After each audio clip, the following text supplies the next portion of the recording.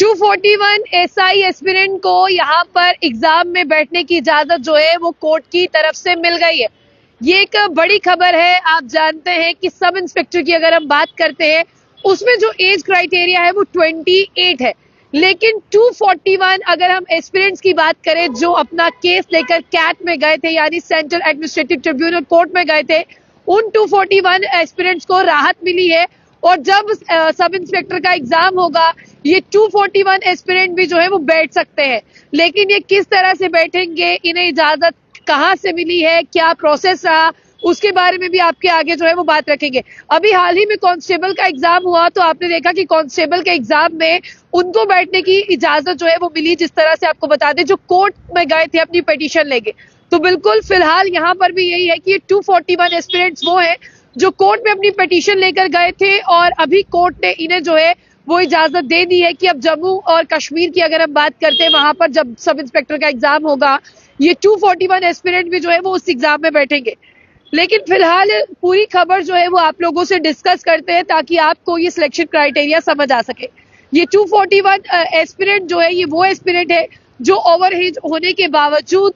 Court में गए और जिनकी तरफ से आपको बता दें एक वकील हायर किया गया। आपको बता दें कि शेख शकील जी का नाम जो है वो हर कोई जानता है और वो इनकी पिटीशन लेकर जो है वो वहां पर पहुंचे और आपको बता दें कि जब उन्होंने बहुत सारी दलीलें रखी तो कोर्ट ने जो है अप्रूव कर दिया कि 241 एस्पिरेंट्स की बात करते हैं ये ओवर एज एस्पिरेंट्स है और कैट की तरफ से इन्हें ये राहत दी गई है कि ये इसका यानी जो सिलेक्शन प्रोसेस रहेगा सब इंस्पेक्टर का पुलिस डिपार्टमेंट में ये उसका हिस्सा बन सकते हैं। हालांकि जब ये चल रहा था आपको बता दें कि कैट की तरफ से जम्मू बेंच के जो comprising Rajendra Singh Dogra judicial member, Ram Mohan Johri जो है एडमिनिस्ट्रेटिव मेंबर वो भी वहां पर मौजूद थे और कहा गया कि ये 241 एस्पिरेंट जो है जब इनका एग्जाम होगा यानी इनका जो रिजल्ट है वो अनाउंस नहीं होगा, इनका रिजल्ट जो है एक बंद लिफाफे में रखा जाएगा और उस बंद लिफाफे को तब तक नहीं खोला जाएगा जब तक ट्रिब्यूनल कोर्ट का अगला ऑर्डर नहीं आ जाता। और वहीं आपको बता दें कि शेख शकील अहमद जो है वो रिप्रेजेंट कर रहे थे इस केस को।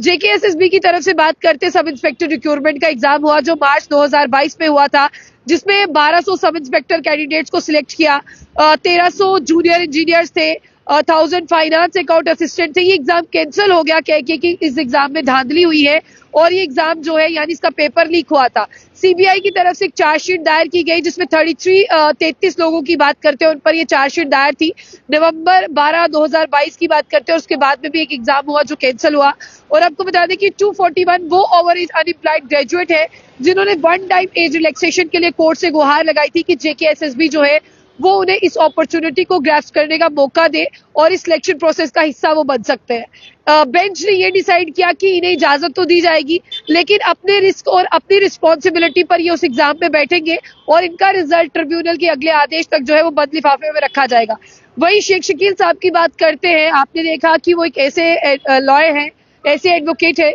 कि वो जब हंस के भी अपनी बात रखते हैं तो उनकी बातों में जो है वो बहुत ज्यादा दम होता है। तो इसी तरह से उन्होंने कहा कि देखिए आपको इन्हें जो है वो मौका देना होगा क्योंकि 28 साल यहाँ पर मैक्सिमम एज सिलेक्ट की गई है तो इन्हें अपॉर्चुनिटी नहीं मिली। वहीं आपको बता दें कि अभी इन्हें ये अपॉर्चुनिटी मिली जा रही है और 2005 के केस को भी हाईलाइट किया उन्होंने, जहां पर उन्होंने कहा कि हर साल जो है इन वैकेंसीज को बढ़ना था। फिलहाल बेहतरीन खबर ये है कि जो कोर्ट पहुंचता है उसे वन टाइम एज रिलैक्सेशन मिल जाती है और जो सोचता रहता है उसे कुछ नहीं मिलता। हालांकि पैसे लगते हैं, बच्चे अपने पैसों पर जो है अपने लॉयर को हायर करते हैं, वो कोर्ट में अपनी दलील पेश करते हैं, कोर्ट में अपना केस रखते हैं, जिसके बाद उन्हें ये राहत मिलती है। कांस्टेबल के बाद 241 सब इंस्पेक्टर्स को जो ओवर एज हो चुके हैं उन्हें एक बड़ी राहत मिली है। कैट की तरफ से ये राहत दी गई है लेकिन उनका रिजल्ट जो है वो अनाउंस नहीं होगा जब तक ट्रिब्यूनल का अगला आदेश नहीं होगा। उन्हें अपनी रिस्पॉन्सिबिलिटी अपने बिहाफ पर एग्जाम में बैठना होगा। फिलहाल आपकी क्या राय है, क्योंकि आप कोर्ट नहीं पहुंचे थे तो आप क्या सोचते हैं वो जरूर बताइएगा। जाने से पहले जो बुलेटिन न्यूज को लाइक और फॉलो करना ना भूलें।